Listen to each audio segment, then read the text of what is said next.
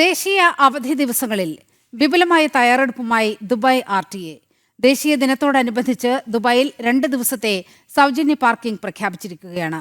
പൊതു bus service, Dubai metro, tram തുടങ്ങിയവ കൂടുതൽ സമയം സർവീസ് നടത്തും. ദേശീയ ദിന അവധി ദിവസങ്ങളിൽ ദുബായ് എമിറേറ്റിൽ സൗജന്യ പാർക്കിംഗ് പ്രഖ്യാപിച്ചു. ഡിസംബർ 1-2 തീയതികളിലാണ് ഇളവ്. വാരാന്ത്യ അവധി ദിനമായ ഞായറാഴ്ച കൂടി ചേരുമ്പോൾ ഫലത്തിൽ 3 ദിവസം പാർക്കിംഗ് സൗജന്യമാകും. മെട്രോ ട്രാം സർവീസുകളുടെ സമയം ദീർഘിപ്പിച്ചിട്ടുണ്ട്. നവംബർ 29 ശനിയാഴ്ച റെഡ് ഗ്രീൻ ലൈനുകൾ പുലർച്ചെ 5 മുതൽ പിറ്റേന്ന് പുലർച്ചെ 1 മണി വരെ സർവീസ് നടത്തും. നവംബർ 30 ഞായറാഴ്ച രാവിലെ 8 മുതൽ പിറ്റേന്ന് പുലർച്ചെ 1 മണി വരെ സർവീസ് ഉണ്ടാകും. തിങ്കൾ ചൊവ്വ ദിവസങ്ങളിൽ പുലർച്ചെ 5-ന് സർവീസ് തുടങ്ങും. പിറ്റേന്ന് 1 മണി വരെ സർവീസ് തുടരും.